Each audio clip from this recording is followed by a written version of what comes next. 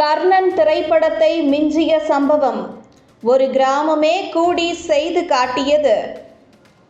கர்ணன் திரைப்படத்தில் மறைந்து சிறுமியை தெய்வமாக சித்தரிக்கும் காட்சி இடம்பெற்றிருக்கும். அதுபோலவே ஒரு கிராமமே ஒன்றாக கூடி பொங்கல் வைத்த வினோத சம்பவம் மக்களை நெகிழ்ச்சியில் ஆழ்த்தியிருக்கிறது.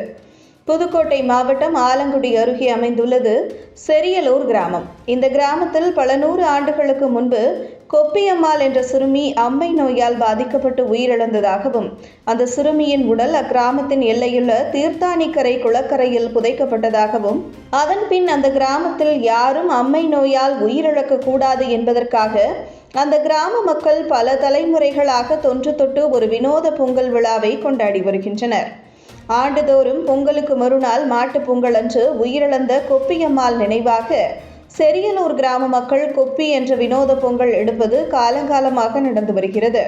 அதேபோல் இந்த ஆண்டும் செரியலூர் மற்றும் கரம்பக்காடு கிராம மக்கள் கொப்பியம்மாள் நினைவாக வீட்டில் பொங்கல் வைத்து அதில் பூஜை பொருட்களை எடுத்துக்கொண்டு அங்கிருந்து ஊர்வலமாக புறப்பட்ட கிராம மக்கள் கொப்பியம்மாள் புதைக்கப்பட்டதாக கூறப்படும் தீர்த்தானிக்கரை குளத்தினுள் பொங்கல் உள்ளிட்ட பொருட்களை ஒன்றாக படையலிட்டு கூட்டு வழிபாடு செய்தனர்.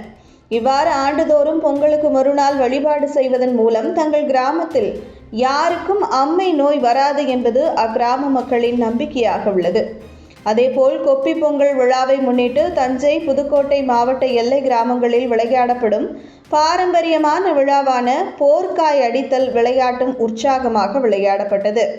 இந்த போர்க்காய் என்பது அவரவர் தோட்டத்தில் விளைந்த தேங்காய்களை கொண்டு வந்து இருவர் நேரடியாக தேங்காய்களை மோதி மோதி விளையாடுவார்கள். அதில் யாரின் தேங்காய் முதலில் உடைகிறதோ அவர் தோல்வி அடைந்ததாகவும், அவரின் தேங்காய் வெற்றி பெற்றவருக்கு சொந்தம் என்பதாகவும் வெகு விமர்சையாக நடைபெற்று வருகிறது. மேலும் செரியலூர் கிராமத்தைச் சேர்ந்த இளைஞர்கள் ஆர்வத்துடன் போர்க்காய் அடித்து உற்சாகமாக பொங்கல் விளையாட்டுகளில் ஈடுபட்டு வருகின்றனர்.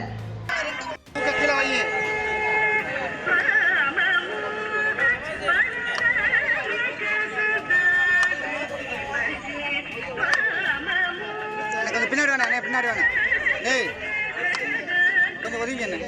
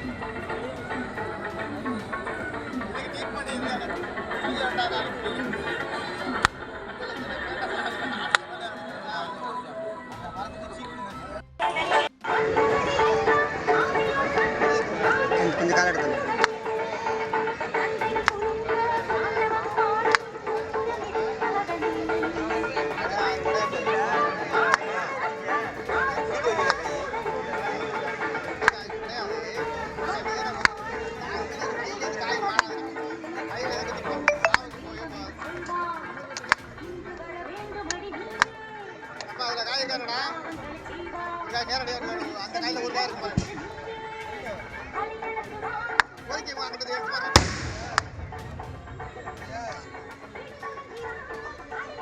தேய்ச்சிக்கடா